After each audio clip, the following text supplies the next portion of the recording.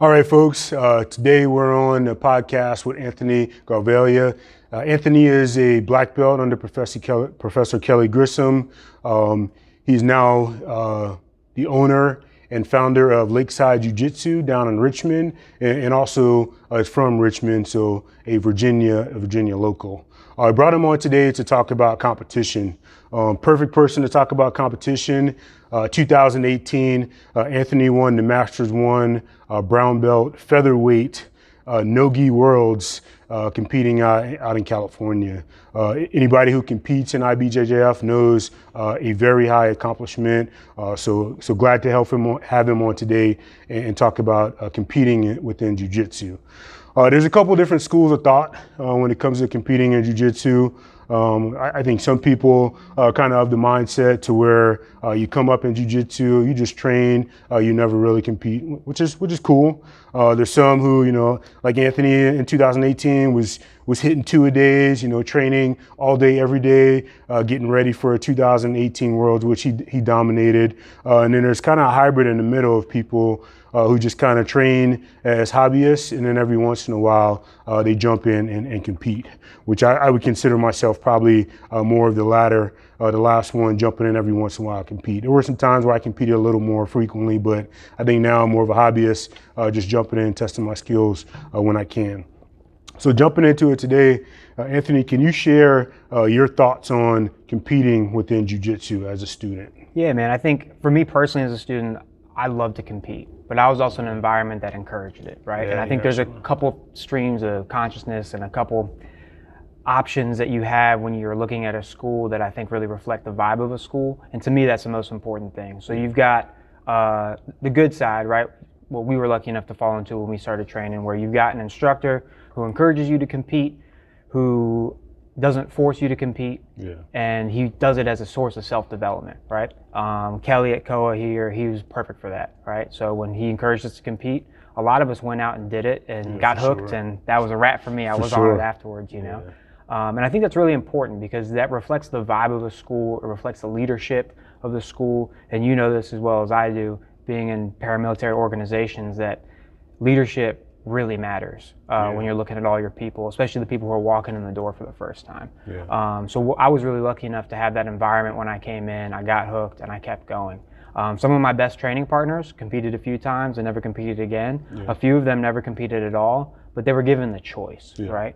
And I have a pretty strong opinion about this, but there are other schools out there that force their people to compete. And when you see that, it's a reflection of, their ego and their standing within the greater grappling world, and I think that works to the deficit of the new student and to the deficit of the long-term development of that student.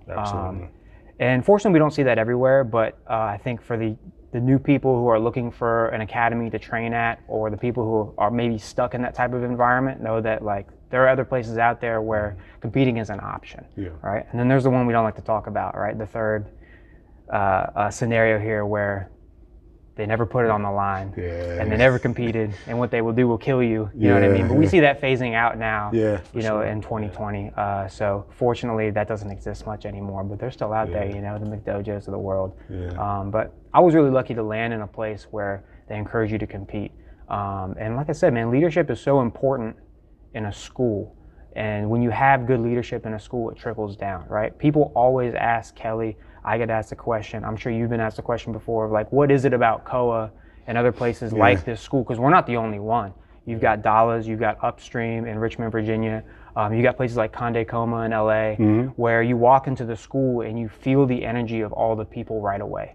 And it's not a negative energy. They may be training hard and to the death, but they are all there when you step on the mat to help you grow. For sure. And I think if you're looking for a school to start out at, especially as someone who may not know the culture at all, that's the place you want to land. You want to be in a place where it's a good vibe, where everyone's looking to help you. And you might get crushed on your first couple days we did, you know what I mean? From my case, first 10 years or whatever, but you want to be in a place that's going to help you develop and build that self-worth and build that self-confidence to keep training. And if you get that, then you start to see it trickle out into the other areas of life. You know what I mean? When I started training, I was a complete knucklehead.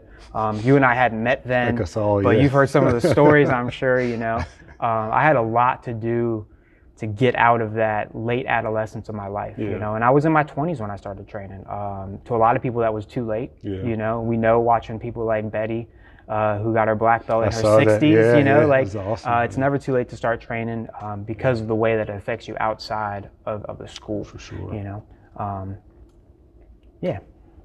So let's a couple things you pulled out there. The different, you know, schools of thought within the community. I like the point you said the last one is kind of fading away. I agree. I think with the inception of more organizations doing tournaments, you don't have like only IBJJF or like the huge organizations. You have some of the smaller ones where people aren't, you know, as fearful of going in and kind of putting it on the line, but you absolutely can step it up to go to IBJJF. So with that being said, let's talk about 2018, man. I remember like training with you that year. That was my last year here, man, and you were a man on a mission. So it was awesome to see. Well, I was really lucky to have gotten the chance to do this full time, right? So not a lot of people get that opportunity. I was working for a pool care company, family business, training every night after working all day, you know, doing my best. But there were a lot of years of competition leading up to that where I was just trying to get used to being in a competitive setting, you know. I consider myself really across the board like 100% into whatever I'm into, right? When I was young, it was all negative for the most part, with outside of music, you know what I mean? I grew up in the graffiti culture, so with that came a bunch of negative aspects to life that held me back, you know, from self-growth, self-worth, those sorts of things. And at the time, I was only living like I was gonna make it to 25, right? It's one of those subcultures that, like, if you get really into it at a young age, like I did, it's all you see in the world. And from my own personality, I get it from my mother, man, like I'm 100% whatever I do. So when I started training, it was at a time where I was looking for a reset. I was looking for something new. My late friend, Don Williamson, was talking to me one day, and he just looked at me. He was training at the lab in Fredericksburg with Chad at the time. This was 2008 or 9 when he was starting to encourage me. He's like, man, you gotta get on the mat and train a little bit. I mean, we throw boxing gloves on, he'd beat me up, and he'd take me down. I have no idea what's happening, you know. So when I moved back from Richmond to come home here to Stafford, I was back working with my dad, kind of tail between my legs, failed attempt at adulthood, you know how it goes. And I started calling around. I ended up going to Dallas for the first time, and Tom Chess pulled me aside after that first day, getting crushed by some teenager, and was like, hey man, there's a brown belt in Stafford. You don't have to drive all the way up here, you should go to that school. Came down here, met Kelly, Adam, Jaron, Malik, all on that first day. Andre was there too. And I was just hooked after that. I was totally sucked in, and that became the thing that I was 100% into, you know? So from that time, early 2010, fast forwarding, you know, through 2015, 15 is really when I got the opportunity to just live this life. I remember exactly where I was. I was at one of my best friend's weddings. We're sitting at the table with the bride and groom. They just gotten married. We're sitting down eating Chipotle, and my phone goes off. And as soon as I pull my phone out of the table in that scenario, my wife now, girlfriend at the time, she looked at me and she said, what are you doing? Like, put your phone away, you know? And I was like, you have to read this, you know? And this long message from Kelly, and it was a job offer to come work for him full-time here at COA. And that, to me, was a very pivotal moment competitively, because I've been competing up to that point with limited success, like on the regional circuit, that sort of thing. But it gave me this opportunity to go all in, you know? And I think that's super important to anyone pursuing anything. With balance in life in mind, you have to go all in to whatever you're trying to pursue. For sure. At the time, I didn't really have any background in peak performance research or anything like that, which I ended up getting into over the course of those next 3 years. It became my favorite subject. Another thing with the time you get, you know, training all day, you go home and read during the lunch break, you know? So I started reading all these books, in particularly, you know, we have a reading list at COA. Kelly was talking about in the last episode. I think I might be the only student in COA's history that's finished that list. And I just kept going, you know? So there's books like Flow, which is a big one. There's Relentless by Tim Grover, which to me was a huge motivating factor to just get out there and compete as much as possible, right? Because what he talked about is, one of the things I really took from that book is he talked about taking losses in stride. And for me, because I put everything into, you know, I'm going to Pans this year to win Pans. I train all year and I go to Pans and, you know, not get the success I was looking for. I only caught bronze 1 year, and I made a mental error in peak performance that kept me from moving to the finals that day. And I learned from it, but it's one of those things I just had to study as much peak performance as possible, and I got totally into it. There is a book called How Champions Think that I just happened to be reading through my camp to NoGi Worlds, and while I was there, kind of in-house in my Airbnb getting ready for the tournament. Yeah, nice. So what I did differently, outside of like studying a lot of peak performance and trying to get my mind right so that I could go compete, at my best, is I changed the way I approached it. After reading Tim Grover's book, Relentless, instead of picking 1 or 2 tournaments throughout the year that I trained all year for, and we do regional tournaments all the time. Yeah. U.S. grappling was still a thing at the time, rest in peace. Yeah. Shout out to Bagels, who gave me that opportunity to just travel with that group, and he'd pay me for the day to rep. I remember that. I compete all day. It was a great opportunity to just grow and get the reps in, Ironically, 2017, Bagels won NoGi Worlds. So he's the defending champion on the other side of my bracket that year. And he had beaten me before, so I was really looking forward to that potential rematch going in, which I unfortunately didn't get. But he looked out for me in ways that someone that is not on your team and is really on opposing teams at the time, I guess, he went out of his way to be helpful to me. And he was actually there that day. I'll get to that. So I'm doing everything differently. I'm trying to not necessarily win every tournament, but I'm going to try to rack up points from the 18 to 19 season to try to get in the top 10, and that was the goal. Get a better seeding, yeah. And by having that goal, it didn't matter necessarily how I performed that day. The pressure of I have to win this tournament because I worked all year for it disappeared. Yeah. I was also competing as much as possible. So I would say every 3 to 5 weeks, I was on the road, either driving or flying to a different city, staying with friends. I had my buddy Patrick put me up in Denver for the weekend, even though he was out of town. He's a firefighter now too, by the way. Nice. One of my best friends, he put me up, but I had all these people looking out for me, putting me up. I was getting good training everywhere. And I started just knocking out these tournaments, these IBJJF Opens, one after another. And the goal was to get top 10 in the gi. So I was doing as many gi tournaments as possible. If they offered NoGi, like Denver offered NoGi, a couple other tournaments offered NoGi, I would do it just to get the experience and rack up points, but NoGi wasn't my focus. So when I was scheduling everything out for the year, there was this huge gap in December where the only tournament really in North America at the time was NoGi Worlds. Everything else was happening in Europe and Brazil at the time, and because I was traveling so much, I didn't have the ability necessarily to make a huge commitment to go do an international open in Europe, which sounds big, but if you're going to Europe, you go for Euros, right? For sure. And it just wasn't that time of year. Yeah. So I have my best friend, Jaron, out there. He's one of the guys we came up with. He's out in LA working for A&P.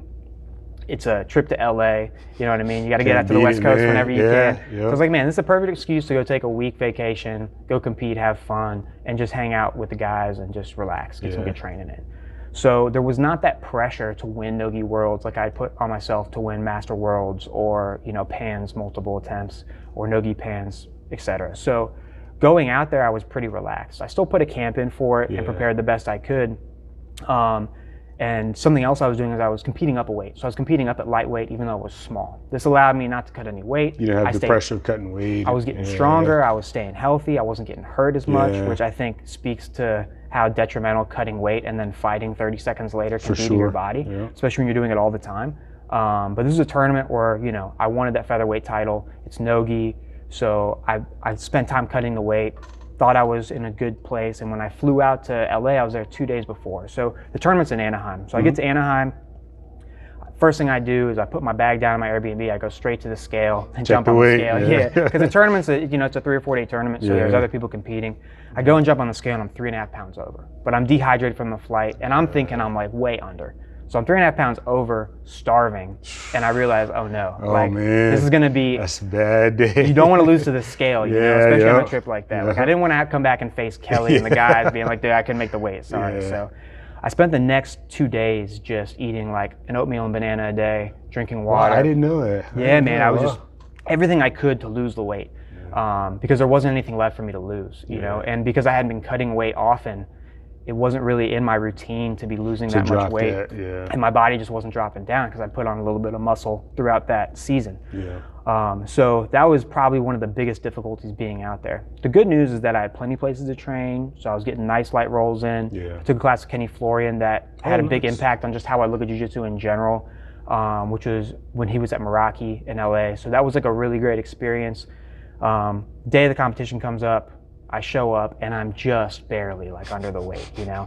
And so I make the weight. Get the extra pound from the scale. Yeah, but that whole time too, like I had nothing to do. I was kind of just like a monk in the zone where I was just reading How Champions Think all day long. I was going to train. I'd eat a little bit of oatmeal, save my banana for lunch, you know what I mean? And just trying to get that weight off and get my mind right. And I think part of what helped that day on tournament day was all of the books I'd read up to that point, but the fact that that's all I was putting into my system. You know what I mean? Piece, there were no podcasts, there was a little bit of music, but it was all about just kind of focusing on the goal and focusing on making sure that when I stepped on the mat on Sunday, my mind was right and I was ready to go. Nice. So I make the weight, and I'm dialed in, you know, mentally I'm dialed in. I'm looking at the guy I'm fighting, because, you know, you get to a tournament and you get a feeling. Like, that guy over there warming up, like, I bet that's my first round guy. He's my size, he's my age. Like, I bet that's the dude I fight first. So I came out in my first match and I was a little hesitant off the get-go, and he just blast doubled me, boom, right to my guard. And fortunately, as the matches progressed, I submitted everybody that day. My buddy Bagels, who's the defending champion, I don't remember what round he got to, but if I was him, right, to be honest, and you know, my day didn't go the way I wanted to go, I would be gone. I'm in California. I'm going to get In-N-Out Burger. I'm going to relax. Oh, he stuck around? Not only did he stick around, and Saida was there too. Okay. And one or two other people were there too. I can't remember off the top of my head. But not only did he stick around, but he stuck around and just coached me through all of my matches. That's awesome. And he had a lot of important details within the matches that helped me focus and be successful. Because he was looking from the outside, watching. 100%, right? And when you're dialed in like that, sometimes you can miss an obvious answer. But he had a couple answers in each of my matches there in the semifinals and finals that helped me finish. So I'll always be indebted to him for him just taking the time to stick around, you know what I mean? But the day ended up going, you know, it was as close to perfect as I could get. I got scored on in that first round, but those were the only points scored against me in that day. And I walked away from that with just this emotional dump.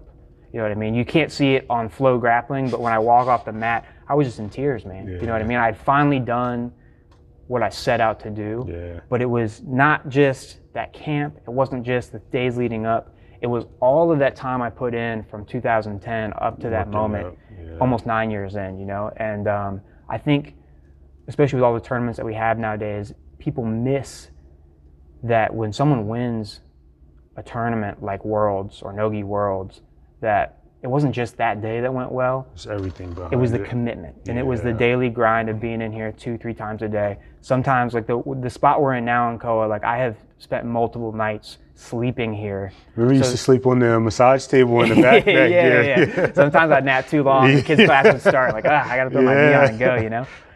So those were really the things that I changed that season that I think not just made me a better grappler, but made me kind of approach life in a different way. Like, it's not about, you know, the one big event that you have in your life necessarily. It's about all the little events that lead up to that life, that moment rather. And it helped me be a better person by being in the moment more. And, you know, you hear Kelly, you got to have Kelly back on here to talk about, you know, being present and flow. You could have him talk for 6 hours. You know what I mean? But it's really like, it's a conversation that we have in that inner circle in the back all the time about like, what can we do to engage ourselves to be present all of the time? And to me, that's probably the greatest gift I've taken away from training is just, you know, when I'm home with my wife, I can be home with my wife. And when I'm at work, I can be dialed in at work. You know? For sure. So what it sounds like is you describe a lot of the process. You know, I like to preach the process over the prize. The process for you being, you know, everything from 2010 working up to 2018, where you did get the prize, is standing on top, you know, being a NoGi World Champion. But can you maybe describe or tell us what your favorite part of the process was working up to that championship? I think for me, not just the championship, but as a human being, it is setting goals and pursuing them. Yeah. To me, I find the most enjoyment in that. It's when my life has the most direction, Yeah. right? If I find myself in a place where I have no goals, like COVID was a perfect example. Everyone was home all the time. I was playing video games with the boys. Like I was training at the gym at the time, you know what I mean? And we were still getting training in, pretty regularly, but it was nothing like what it was before COVID. Sure. So all my energy went into playing video games, you know what I mean? Not necessarily a positive way to spend your time. And at a certain point, my wife was like, enough's enough. Like, you gotta do something, you know? So it's setting goals and pursuing goals, to me, is the most enjoyable aspect of it. There's a book, I think Kelly might have mentioned on the last episode, it's called With Winning in Mind by Lanny Bassam. I hope I'm saying that right. And he talks about your conscious mind, your subconscious mind, and your self-image all being a balancing act that can grow together if you feed them the right way. So your conscious mind, it can only focus on one thing at a time, right? The source of all of your mental power comes from your subconscious mind. And your self-image is a very fickle, for most of us, part of that equation that can kind of be the piece of that equation that holds you back from being at peak performance or being in the moment. And your self-image is directly representative of what your performance is going to be, right? So the goal is going to be to take your conscious mind, which can only focus on one thing at a time, and put the reps in so it becomes subconscious. Influencing the when those subconscious, three things are in check and constantly at growth, that's where you're going to see improvement in whatever you're pursuing. It could be jiu-jitsu, it could be flipping a burger, you know what I mean? Anything you do in life, sweeping the floors here, mopping the mats, everything can be put into that approach to everything. And that's how you get into that flow state. Lanny Bassam was he was a marksman, an Olympic level marksman, and a coach to other marksmen in the Olympics. And you have to be precise and in the moment to hit that target over and over and over again when you're under pressure. So when you start to do all these things under pressure, usually it's the self-image that gets crushed right away, especially here, right? Like tough rounds every night, all night long. Like there's going to be a point in training where your self-image starts to diminish. But if you can catch that and reset that part of the equation, you get back into that flow state and back into, just being present and enjoying the moment. And then before you know it, it's 10 o'clock and everybody's wrapped up for the night, Did I even answer your question? You did. Okay, good. Oh, I got something else for you, right? Go ahead. So going back to Lanny Bassam's book, the reason I brought it up, he has this very simple quote that I love. And he says, the more that you think about, talk about, and write about something happening, the more likely it is to happen. And speaking it into existence. Exactly. And that sounds like some woo stuff you hear from like, a college kid after he comes off of mushrooms or something like that, But I've lived that so many times that I can't deny it. Yeah, for You know sure. what I mean? And I don't know what that is. It's almost like what people put to prayer. You know what I mean? Yeah. And really maybe it's just prayer turned inwards. I don't know. I don't have that answer, but I do know that if you think about, write about, and talk about things, that will eventually come into existence because you're just putting that into your being over and over and over again. Now, I'm not saying like you could do that with being a millionaire, right? But if you set the right goal and you pursue the right goal and you have that kind of as a foundation, I really don't see like anything being impossible outside of, the impossible. Yeah, for sure. So let's talk about the transition. So you mentioned that setting a goal, accomplishing that goal or achieving a goal was your favorite part of the process. So, after NoGi Worlds champion, a couple more years of competing, you decided to transition into a new profession. So what parts of jiu-jitsu, if any, helped you prepare for your new profession? There were actually a couple more than I expected, to be honest. Yeah. I knew that I could set the goal and show up in the academy every day of like, hey man, I just got to survive till 5 o'clock and then I'll be here tomorrow. You know what I mean? I'm going to wake up early. I'm going to show up and I'm just going to do the best I can every day. I'm going to take it one evolution at a time and just set those small goals because I'm brand new to the fire service. So, and I'm still a rookie. So there's so much to learn. So similarly in that respect, every day is that chance of mat time where you can drill something, you can work on something, and you can build those reps so it gets out of your conscious mind and becomes subconscious, right? Yeah. I'm not quite there yet, but I'm working at it every day. And every day that I do work and I come home off a 24-hour shift, I know that I've worked as much as possible to be that much better. And it's, yeah. it's like Lloyd says, it's 0.01% every single day. That's it. Keep going. Yep. So that's one thing that made life easier in the academy and makes being out in the district enjoyable, because I always have a goal in the morning.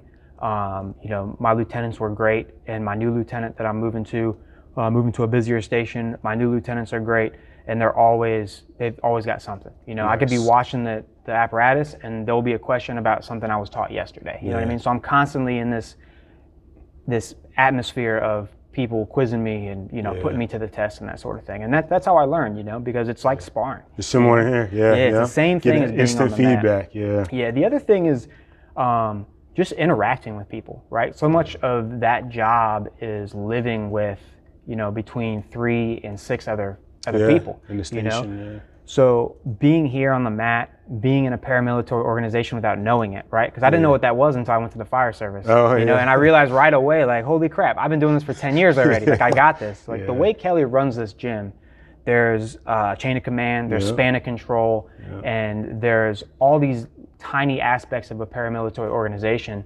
that really were already ingrained in me. I didn't even know it. So it's second nature when you transition in. Yeah, and I tend to get along with most people, you know what I mean? So being in a station, my first station was with guys who, one of them was my age, but for the most part, they were closer to retirement than they were from their first day. Oh, okay. Right? So they had a lot of experience, there's a lot to learn, but just being around people day in, day out, sleeping on the mats, waking up to people, you know what I mean? Like, all of those things were very easy because we train together, we eat together, we commiserate together, and all of those things were exactly what I found when I showed up to the station on my first day. And that made life a lot easier because really not much had changed. I tried to get them to train, but I think this new station I'm going to, they have a little more interest. So hopefully we'll have some mats in the back if I can get the battalion chief to sign off on it. That's awesome. So one last thing I'd like to talk about is I love the fact that Kelly pushes everybody here that he encounters anywhere to branch off and kind of do their own thing. When I was here before, he was always encouraging me, hey man, start the brand, you're going to be bouncing around, you should do this, you can start it by the time, you go wherever, you can have something in place. And he did the same for you. Oh yeah. So you now have Lakeside Jiu Jitsu, down in Richmond. So you want to introduce the Lakeside Jiu Jitsu, talk about where you're at, when you guys are rolling and how you can be reached. So Lakeside is a little bit different than like your traditional model, business model of a school.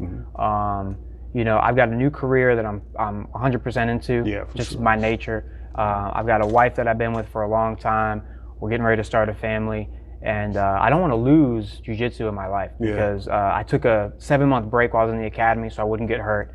I snuck in some rounds, like once every 4 or 5 weeks I'd show up here and get my rounds in, or show up to Upstream and get some rounds in with Seth. And I did what I could to kind of hold me over until I got out. And now that I'm in a place where I have a lot of time off to rest and recover, and I'm only working 10 days a month, like the first thing I did is I came back to training. In fact, the day after I graduated, I was on the mat. Back on the mat. Yeah, I had to. I took 2 days. I think I graduated on Thursday.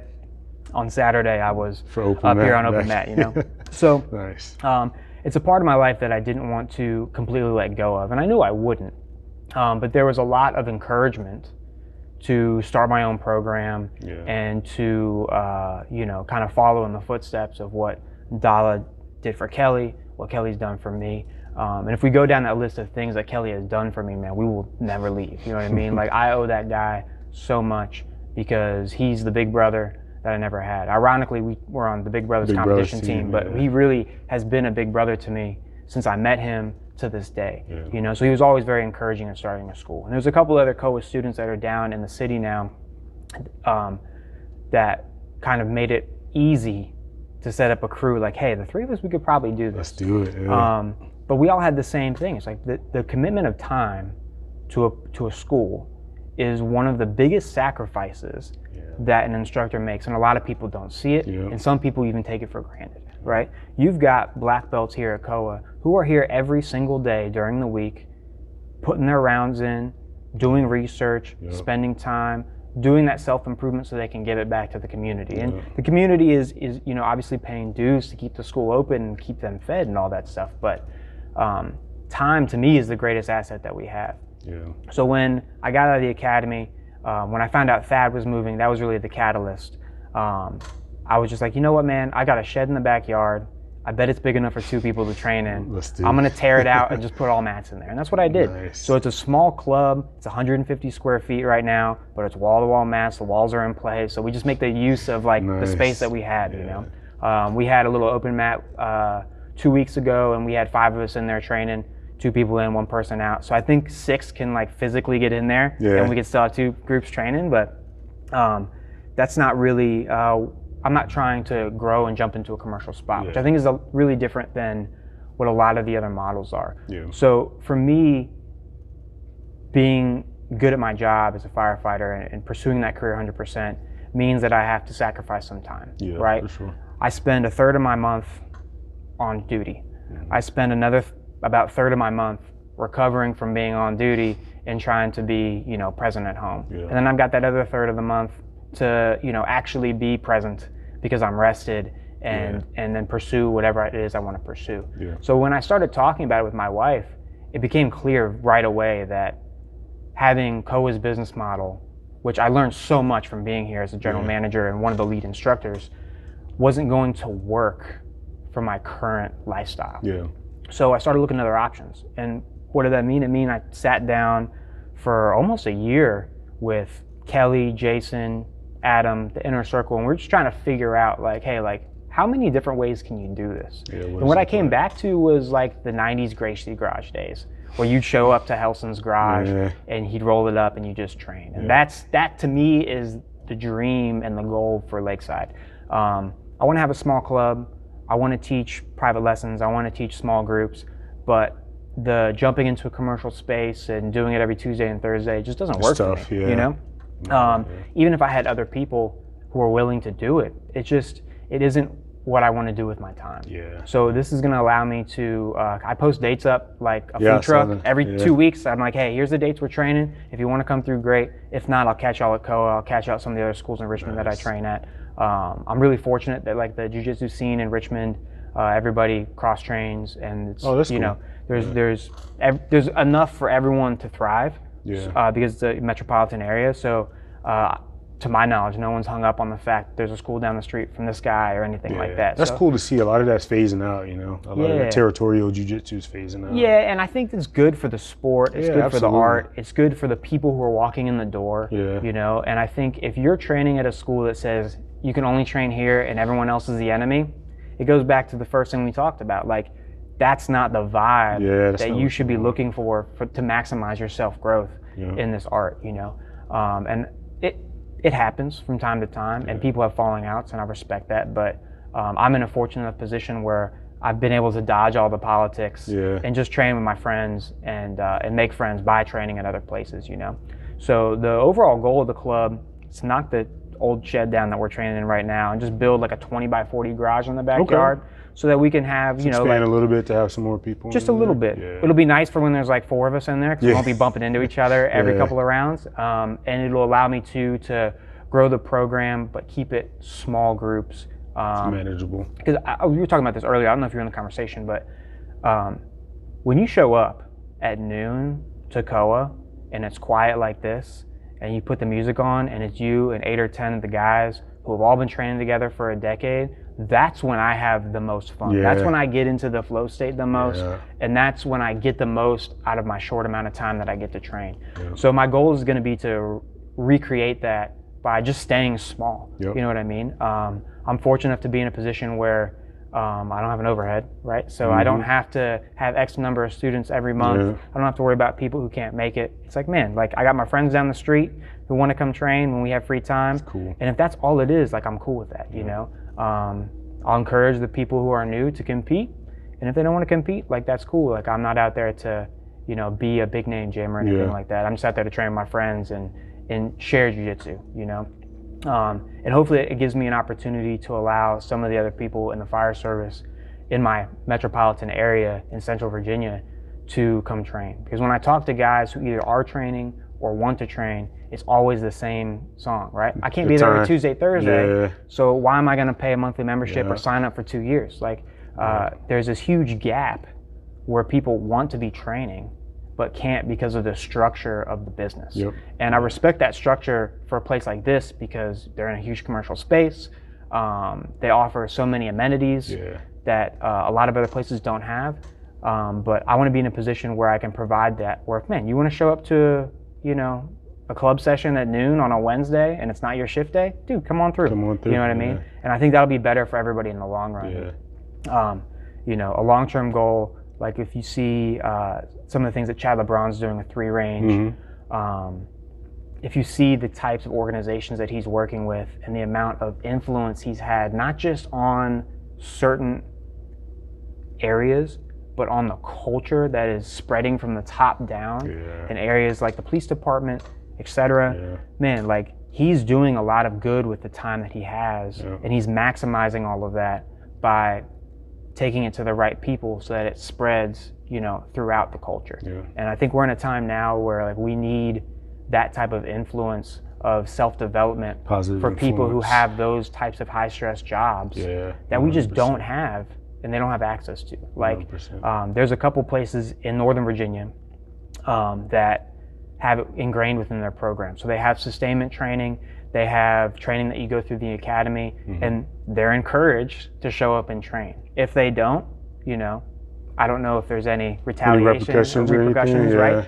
But that opportunity is there for people who maybe wouldn't have been comfortable walking into a place like this to go to work on their lunch break and train for an hour and be with instructors who are looking out for their best interests and be able to get through that big wall that I think all of us as grapplers have to get through at one point or another.